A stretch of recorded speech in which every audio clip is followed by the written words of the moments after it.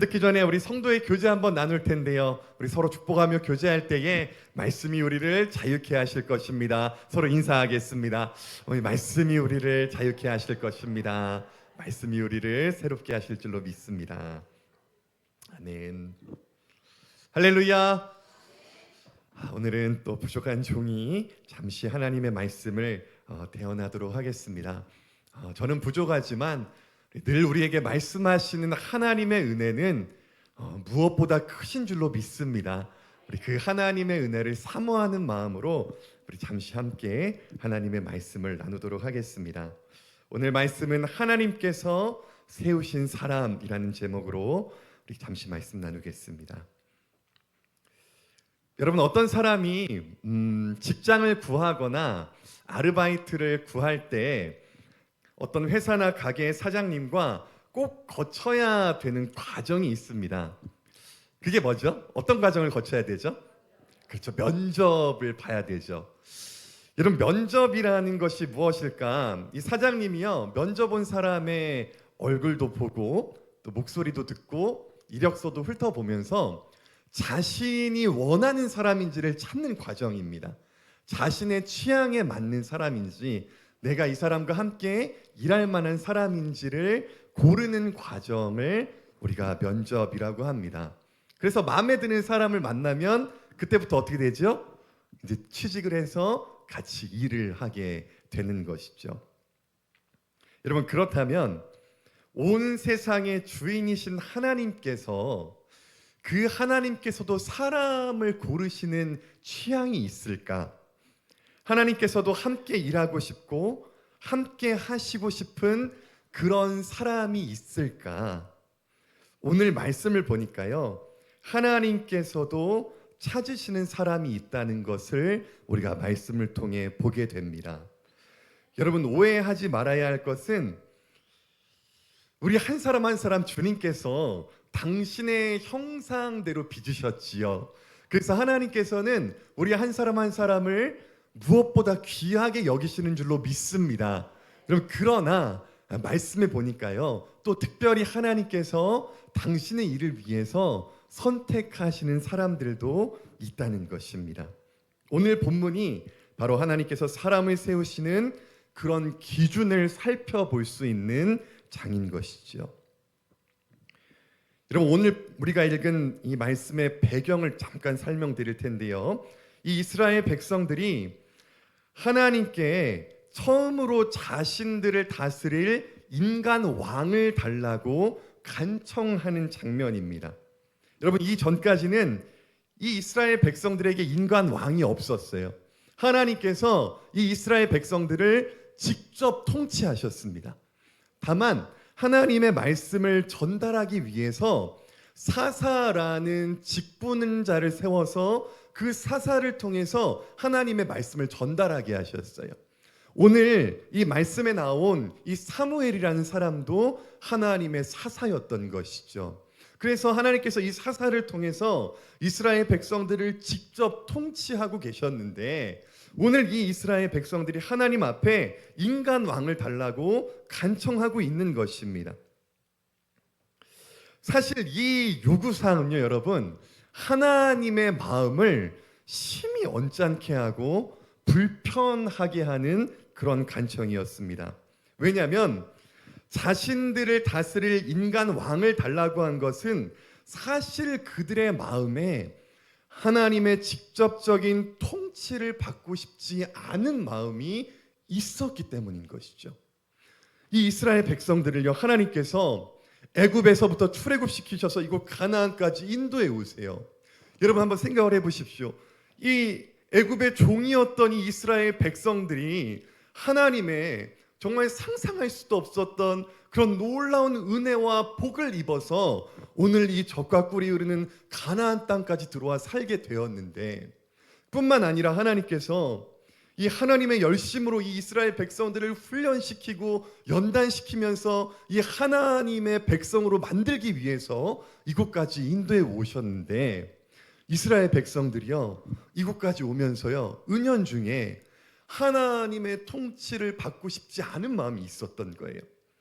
매일 순종하고 싶지 않은 마음들이 그들 안에 있었던 겁니다. 그러니까 가나안 땅에 들어와서 이제 하나님 앞에 좀 먹고 살만해지니까 하나님 이제 제가 더 주님을 잘 섬기겠습니다 라고 고백하는 게 아니라 하나님 이제는 저희 안에서 왕을 세워주십시오 라고 간청하고 있는 것입니다. 그러니까 이 간청이 하나님의 마음을 얼마나 언짢게 하는 그런 간청이겠습니까? 내가 지금까지 너희들의 왕으로 오면서 너희들을 이렇게 인도해 왔는데 이제 먹고 살만하니까 우리를 다스릴 인간 왕을 뽑아달라고 하느냐. 이제는 우리의 뜻대로 살고 싶은 것이죠. 여러분, 이 모습을 제가 보면서 어쩌면 이 모습이 참 우리의 모습과 닮아 있다라는 생각이 들었어요. 우리도 하나님 앞에 주님의 은혜를 입고 싶고 주님의 축복을 받고 싶어 합니다. 그런데 하나님의 직접적인 통치를 받으면서 매일매일 순종하고 싶지 않은 그런 마음들이 있을 때가 있잖아요. 네. 여러분, 이 우리의 마음과 우리의 삶에 누가 진정한 왕이냐라는 이 왕싸움이 매일매일 영적인 싸움을 살아가는 우리의 마음에도 있지만 그 당시 이스라엘 백성들의 마음에도 똑같이 있었던 것입니다.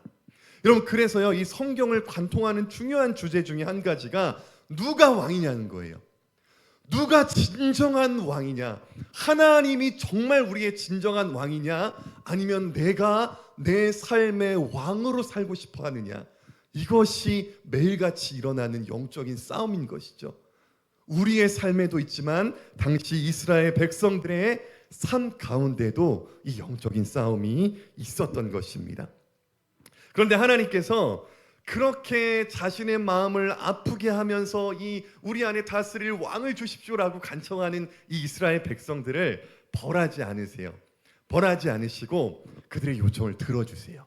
네. 그러면 내가 너희에게 왕을 주겠다. 다만 한 가지 조건이 있는데 그 왕은 내가 직접 뽑겠다라는 그런 조건을 달아주세요. 우리가 이 장면에서 그러면 하나님께서 세우기를 원하시는 사람이 어떤 사람인지를 우리가 찾아볼 수 있는 것입니다. 여러분, 나라를 다스릴 어떤 한 사람을 뽑는 것이 참 큰일이죠. 우리도 얼마 전에 이제 새로운 대통령이 뽑혔는데요. 제가 유튜브를 보니까 이렇게 백성들을 위하는 발언들을 막 초반에 많이 하시더라고요. 제가 이렇게 이야기를 쭉 들으면서 기도하게 되더라고요. 어쩌면 우리 이 새로운 대통령을 통해서 주님께서 일하실 수 있겠다라는 그런 기대감이 들었는데요. 여러분, 이렇게 한 사람을 나라를 위해서 세우는 이 귀한 가정에 하나님께서 어떤 사람을 세우시는지, 하나님은 어떤 취향을 가지고 사람을 보시는지를 우리가 오늘 딱 두 가지 말씀으로 한번 살펴보면서요, 오늘 말씀 앞에 선 우리도 더욱 하나님께서 찾으시는 사람들로 다시 한번 일어날 수 있는 귀하고 복된 날 되시기를 주님의 이름으로 축복합니다. 여러분, 첫 번째로요, 오늘 본문을 보니까요, 하나님께서 이스라엘의 초대 왕으로 세운 사람이 나와요. 이 사람의 이름이 무엇이죠? 사울이라는 사람입니다.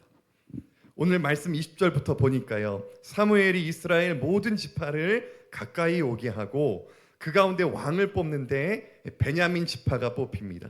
그 가운데 마드리의 가족이 뽑히고 그 중에서 기스의 아들 사울이 뽑혔습니다. 여러분, 그런데요, 이 사울을 왕으로 세우려고 찾아보는데 이 사울의 모습을 찾을 수가 없는 거예요. 그래서 어디 있는지 봤더니요, 이 사울이 어디 있었습니까? 진 보따리 사이에 숨어 있는 겁니다. 왜 숨었을까? 여러분, 사실 사울은요, 자신이 왕으로 뽑힐 것을 미리 알고 있었어요. 어떻게 알았냐면 이 일이 있기 전에 이 사무엘이 사울을 찾아갑니다. 그래서 사울의 머리에 기름을 부어요.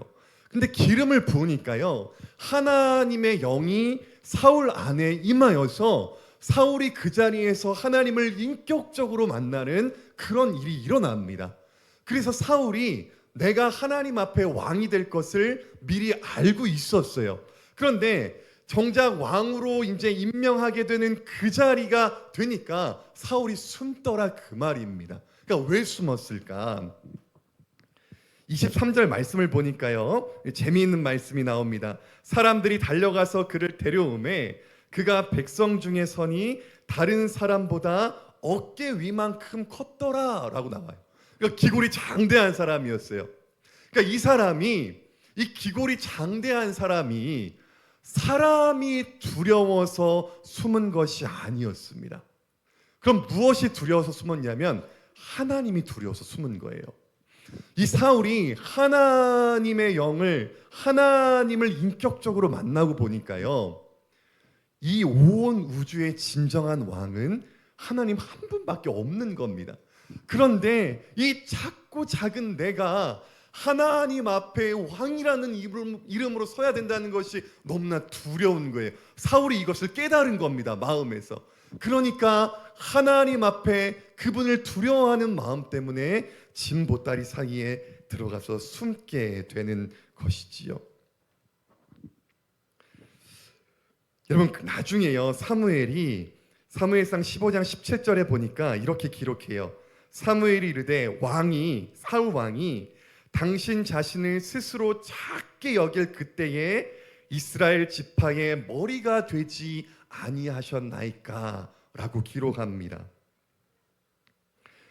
그러니까 사무엘은 이 당시를 회상하면서 사울 왕이 하나님 앞에 스스로 작게 여길 그때에 하나님께서 왕을 세우셨다라고 기록하고 있는 것이죠. 사울은 하나님 앞에 자신을 작게 여기는 자였습니다.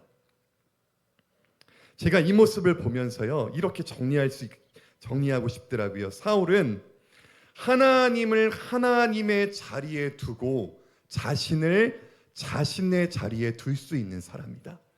여러분, 이것을요, 성경은 무엇이라고 말하면 겸손이라고 이야기하는 것입니다. 하나님을 온전히 하나님으로 바라볼 수 있고 나를 하나님의 온전한 종으로 바라보고 그 자리에 놓을 수 있는 것, 이것이 겸손인 것이죠. 여러분, 겸손은요, 누가 우리를 칭찬하고 우리에게 이목이 집중될 때 아니에요, 저 부족합니다, 이렇게 말하는 것이 겸손이 아니라 성경이 말하는 진정한 겸손은 하나님의 자리에 하나님을 둘 수 있는 것을 겸손이라고 말하는 겁니다. 세례 요한이요, 자신에게 나오시는 예수님, 세례를 받으려고 자신에게 나오시려는 예수님을 보면서 이렇게 고백합니다. 나는 저분의 신을 드는 것조차 감당할 수가 없는 그런 사람이다라고 고백하지요. 그러니까 내 자리는 저분의 신을 드는 것도 과분할 만큼 저분의 자리는 높고 크신 자리이고 나는 그분의 종된 자리에 내가 있다라고 그렇게 세례 요한이 고백했습니다. 여러분, 이것이 겸손의 고백인 것이죠. 베드로전서 5장 5절에서 6절 말씀 보니까요, 하나님 이렇게 말씀하십니다. 성도들아, 이와 같이 다 서로 겸손으로 허리를 동이라. 하나님은 교만한 자를 대적하시되 겸손한 자들에게는 은혜를 주시느니라. 그러므로 하나님의 능하신 손 아래서 겸손하라. 때가 되면 너희를 높이시리라. 아멘. 여러분, 이렇게 겸손한 자들에 대한 하나님의 약속이 무엇이냐면 하나님은 스스로 낮아지는 자, 하나님을 하나님의 자리에 모시고 나를 나의 자리에 둘 수 있는 이 겸손함을 가진 자들을 높여주시겠다고 말씀하십니다. 그래서 세례 요한이요, 주님 앞에 그렇게 고백했을 때 예수님은 세례 요한을 보시며 뭐라 말씀하십니까? 세상의 난 자 중에 가장 큰 자라고 말씀해 주시는 겁니다. 여러분, 이 젊은 사울이요, 하나님 앞에 왕됨을 두려워하면서 스스로를 작게 여기고 겸손한 모습으로 하나님 앞에 섰을 때 하나님은 그를 왕으로 세워주셨습니다. 여러분, 이처럼 하나님께서 사람을 선택하시는 첫 번째 기준은 겸손으로 마음을 동이는 자를 찾으시는 주님이심을 우리가 기억했으면 좋겠습니다. 여러분, 우리도 주님 앞에 더 겸손한 자로 나아갈 수 있기를 원해요. 여러분, 시간이 갈수록 교만해지는 사람들도 있지만 시간이 갈수록 하나님 앞에 겸손으로 나아가는 자들이 우리 신정교회 모든 성도님들이 되시기를 주님의 이름으로 축복합니다. 여러분, 한 가지만 더 나누겠습니다. 하나님께서 쓰시는 사람의 모습을 오늘 본문의 27절 말씀에서 우리가 함께 찾아볼 수가 있습니다.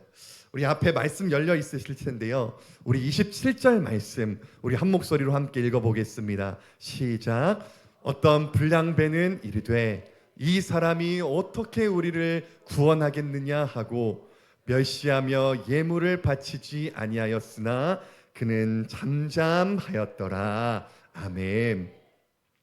여러분, 사울 왕이 이제 사울을 왕으로 세우고 백성들을 돌려보내는데 가는 길에 한 불량한 무리들이요 사울을 보면서 이렇게 얘기하는 거예요. 아니, 저 사람이 무엇인데 저 사람을 우리가 왕으로 세울 수 있겠냐? 응? 아니, 저 사람이 어떤 능력으로 우리를 구원할 수 있겠냐? 이렇게 왕으로 세워진 이 사울 왕의 면전에서 사울 왕을 멸시하고 또 수치스러운 말을 사울 앞에 던집니다. 그 멸시의 증거로 왕에게 바쳐야 하는 예물을 바치지 아니하므로 그들이 사울을 대놓고 조롱하는 것을 우리가 말씀을 통해서 볼 수 있지요. 여러분, 이제 사울은 한 백성이 아닙니다. 왕이에요, 왕. 예. 여러분, 생각해 보세요. 제가 여러분의 왕이 됐습니다. 근데 한 무리가 와가지고 아유, 저게 무슨 왕이야라고 하면 여러분들 어떻게 하시겠어요? 가만히 있지 않잖아요, 그죠? 근데 사울 왕은요 몇십만 명이 되는 이 백성들을 이끌 왕이 된 겁니다. 근데 한 불량한 무리가 그 수많은 사람들 앞에서 왕의 면전에서 왕을 멸시하고 있는 것입니다. 그럼 이제요 이 말 한마디면 되는 거예요. 사울은 여봐라, 야 가서 저 입만 살아있는 저 주둥아리를 그냥 놀리지 못하게 저를 확 그 한마디만 해도요 백성들이 막 가가지고 그런데 말씀을 보니까요 사울이 이 앞에서 잠잠하였더라 라고 그렇게 기록하고 있습니다. 제가 사실 이 말씀을 준비하면서 제가 그 상황을 좀 이렇게 묵상을 해봤어요. 근데 나도 저 정도는 할 수 있지 않을까 그런 생각도 잠깐 들더라고요. 이제 왕인데 나도 저 정도는 할 수 있지 않을까 그런 생각을 하다가 아니다, 저게 정말 어렵다라는 생각을 하게 됐던 그런 경험이 한 가지 떠올랐습니다. 여러분, 제가 이제 제가 군 생활을 병사로 1년하고 간부로 4년을 했어요. 그래서 5년을 했어요. 그래서 제가 군대라고 하면 지금도 치가 떨립니다. 그래서 제가 군대 얘기하는 걸 정말 안 좋아하는데 말씀을 준비하다 보니까 이게 딱 생각이 나더라고요. 제가 이등병 때 군생활 어디서 했냐면 여러분 육군훈련소 아시죠? 이제 군대 입대하면 이제 막 그 신병들 훈련하는 거 거기서 이제 조교로 제가 생활을 했어요. 그래서 이제 생활하는데 제가 이등병으로 들어갔는데 제 이제 위에 고참 중에 한 명이 여러분 용서하고 들으세요. 별명이 하나 있었는데 이 친구의 별명은 쓰레기예요. 쓰레기. 예. 왜 쓰레기냐면 이등병들을 괴롭히는데 여러분 이 사람은요 이런 사람이 있더라고요. 사람을 괴롭히는데 타고난 사람이 있더라고요. 예. 원래 군대 가면은 다 괴롭힘을 당하잖아요. 예. 뭐 그런 게 있는데 해도 너무하는 거예요. 예. 야, 어떻게 이런 방법들을 통해서 이렇게 괴롭힐 수 있냐. 그래서 저를 비롯해서 이등병들이 한 10명 있었는데 우리끼리 이제 별명을 지어요. 야, 얘는 사람이 아니다. 얘는 진짜 쓰레기다. 예. 제가 이제 군생활 끝난 지 한 15년이 지났는데 지금까지 이름도 기억해요. 김현기라고. 예, 뭐 들을 일 없으니까. 여러분 키도 조그매요. 그냥 한 주먹거리도 안 되게 생겼어요. 예. 피부도 까매가지고 못생겼어요. 예. 근데 군대 좀 일찍 왔다는 이유로 막 이등병들을 못 잡아먹어서 안달인 거예요. 막 잠을 안 자고 막 밤마다 불러요. 막 때리고 아주 난리를 치는 겁니다. 근데 이제 그렇게 지나다가 제가 이제 간부로 이렇게 발탁이 돼서 이제 간부 훈련을 마쳤는데 제가 간부로 보직받은 곳이 어디냐면 그 육군훈련소 근처에 이제 한 학교 기관이 있어요. 군대 학교. 거기에서 이제 제가 교육하는 그런 보직을 맡았는데 육군 훈련소 근처다 보니까 제가 종종 훈련소에 나가서 이 신병들을 교육하는 그런 어떤 그 일들을 가끔 수행을 했어요.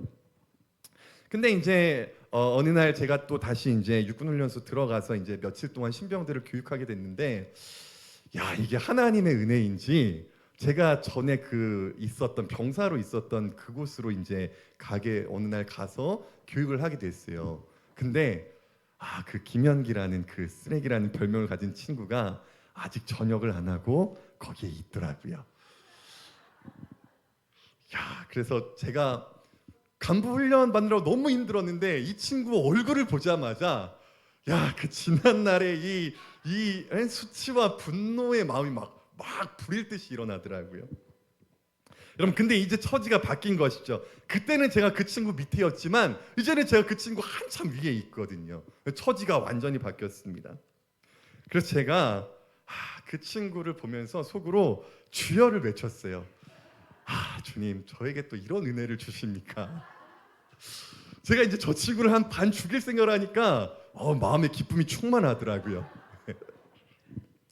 여러분, 근데 신기하게 왜 이런 순간만 되면 하나님의 말씀이 떠오르는지 모르겠어요. 악을 악으로 갚지 말고 선으로 갚으라는 하나님의 말씀이 막 물밀듯이 밀려왔지만 제가 이 기회를 또 놓칠 수가 없는지라 제가 그때부터요 이제 며칠 동안 이제 그 신병들 교육하면서 이제 그 친구랑 이제 같이 생활하면서 제가 이 친구에게 평생 군 생활에 대한 그런 잊을 수 없는 추억들을 제가 많이 만들어 줬습니다. 그럼 제가 또 마음 먹고 하니까 그런 거 잘하더라고요. 그래서 제가 말씀을 준비하면서 이제 그때 생각이 났는데, 여러분, 저희가 어떠한 상황과 어떠한 이유로든지 우리에게 멸시를 주고 모멸감을 주고 우리의 마음에 분노를 일으키게 하는 사람들, 여러분, 그 사람들을 마땅히 보복할 수 있는 그런 자리에서 잠잠할 수 있는 것은 참 어려운 것입니다. 여러분, 근데요, 자리가 안 주어져도 우리가 막 보복하고 싶어 하는데 자리가 주어진 거예요. 여러분, 사울에게요 자리가 주어졌어요. 네. 마땅히 왕으로서 왕을 멸시하는, 여러분 가끔 TV나 영화 보세요. 가끔 굉장히 높은 신하가요 왕한테 말 한마디 잘못해도요 나가서 죽임을 당해요. 근데 한 불량배가 왕 앞에 나와서 왕을 멸시하고 있으니까 왕이 어떻게 이 불량배들을 처리해도 아무도 뭐라 할 사람이 없습니다. 그런데 사울이 그때 하나님 앞에 잠잠하고 있는 것이죠. 여러분, 악을 악으로 갚지 않고 선으로 갚을 수 있는 이 귀한 성품을 성경은 온유함이라고 이야기합니다. 여러분, 말씀을 읽다 보니까요 하나님은 이 온유함이라는 성품을 가진 자들과 함께 하시는 것을 굉장히 좋아하시더라고요. 하나님께서 이렇게 함께 쓰시는 사람들을 보니까 온유한 사람들이 많았어요. 왜 그럴까 제가 이유를 생각해 보니까요 이 온유함이라는 성품은 본래 하나님의 성품입니다. 그런데 이 죄와 악이 가득한 세상에서 이 하나님의 온유한 성품, 찾아보기 쉽지 않은 이 귀한 성품을 갖고 살아가는 자신을 닮은 자녀의 모습을 하나님께서 보시는 거예요. 자신을 닮은 자녀의 모습이 어찌 기쁘지 않을 수 있겠습니까?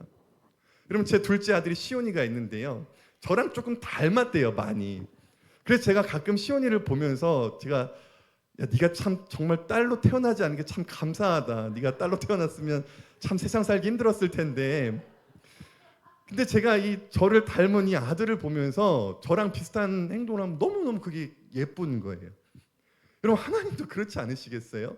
자신의 성품과 닮은 자녀를 보시면서 하나님 기쁘신 겁니다.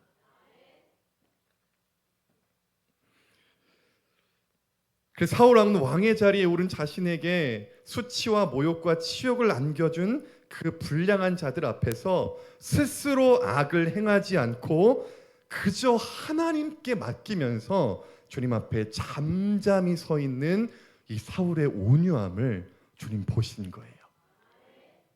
여러분, 그런데요 더 놀라운 일이 발생합니다.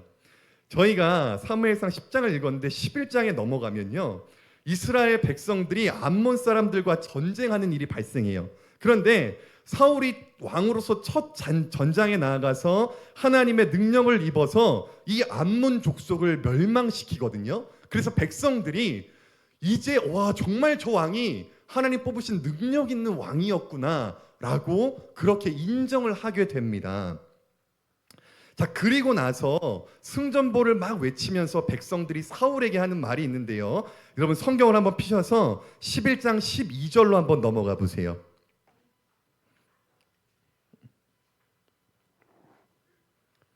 다음 장 11장 12절 우리 한 목소리로 읽습니다. 시작.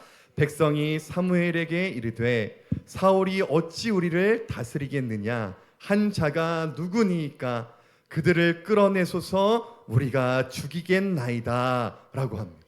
여러분, 이게 무슨 말입니까? 사울이 전쟁 영웅이 되면서 왕으로서의 능력을 보이자 이제 사람들이 그때 사울 왕을 무시하던 그 사람 어디 있냐는 거예요. 그 사람 끌고 와라, 이제 우리의 손으로 죽이자 이 사람들을, 그렇게 이야기하고 있는 겁니다. 여러분, 만약에 사울이 속으로 그래 나중에 한번 두고 보자, 너네 기회가 되면 내가 가만 안 둬, 이렇게 벼르고 있었다면 지금만큼 좋은 기회가 있을까요? 너무 좋은 기회가 찾아온 겁니다.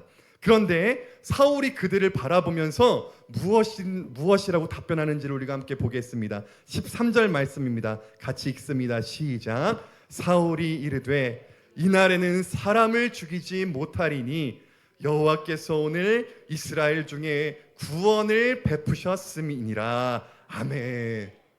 와, 여러분 정말 놀라운 성품이지 않습니까? 여러분, 이게 하나님의 사람의 모습인 것 같아요. 이것이 진정 온유한 성품입니다. 이제는 자신을 무시하고 멸시한 그들을 응징할 수 있는 기회가 다시 한번 왔음에도 사울은 그때도 이 모든 것의 심판을 하나님께 맡기고 이 악을 선으로 갚아줍니다. 하나님 이 모습을 너무 귀하게 보신 것 같아요. 그래서 사울을 왕으로 세워주게 되시죠. 베드로전서 2장 12절 말씀 보니까 이렇게 기록됩니다. 너희가 이방인 중에서 행실을 선하게 가져 너희를 악행한다고 비방하는 자들로 하여금 너희 선한 일을 보고 주님 오시는 날에 하나님께 영광을 돌리게 하라. 아멘.